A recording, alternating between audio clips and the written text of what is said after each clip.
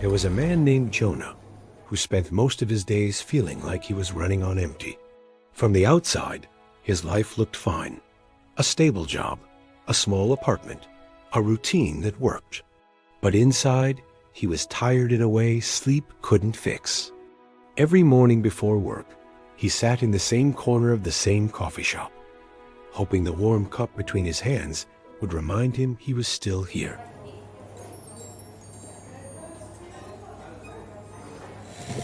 One rainy morning, a stranger sat at the table beside him. A woman in her early 30s, hair damp from the drizzle, coat wrinkled like she hadn't rested in days.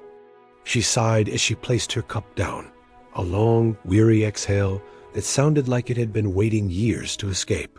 Then, thinking no one was listening, she whispered to herself, "I don't know how much more of this I can take." Jonah froze. Not because the words were shocking, but because they were exactly the words he had been too afraid to admit to himself. For a moment, the world felt smaller, like the rain had pulled everyone closer. The stranger rubbed her temples and muttered, "I wake up tired. I work tired. I come home tired. And everyone thinks I'm fine." Jonah swallowed hard. He wasn't trying to eavesdrop, but the truth had a way of finding those who shared it.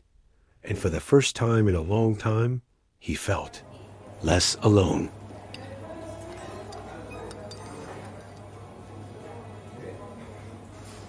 The woman noticed him then. Their eyes met, a brief moment of embarrassment, followed by something quieter, recognition.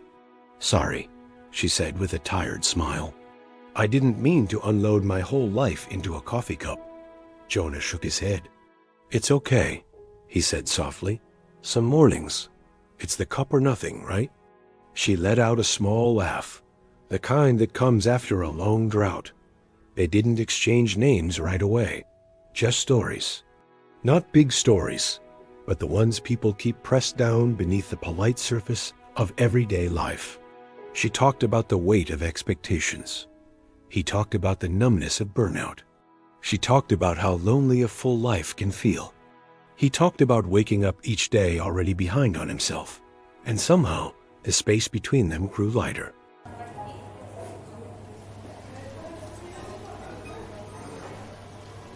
After a while, she said, "Isn't it strange? We spend so much energy pretending we're fine, but the second someone tells the truth, everything inside us finally exhales." Jonah nodded. He felt it too, the quiet shift inside, like a knot loosening.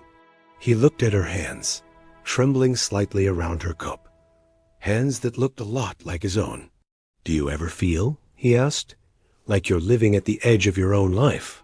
She smiled, tired but real. "Every day," she said, "but today, less than usual."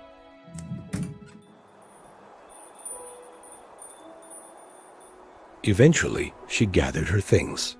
Her shoulders weren't as heavy as before. "Thank you," she said, "for hearing me, even when I wasn't talking to you." Jonah replied, "That's the thing about loneliness.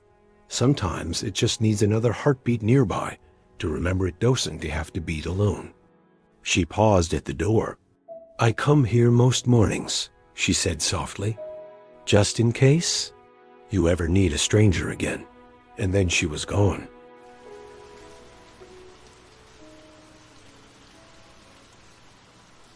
Jonah sat there for a long time, watching raindrops race down the window.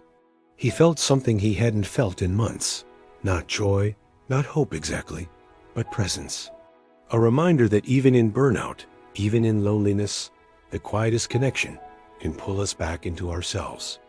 He whispered to no one, and to himself, "Maybe I wasn't tired of life. Maybe I was just tired of carrying it alone."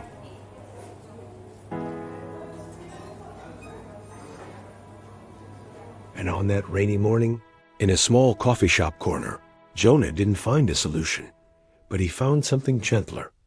A stranger who showed him he wasn't invisible in his own life.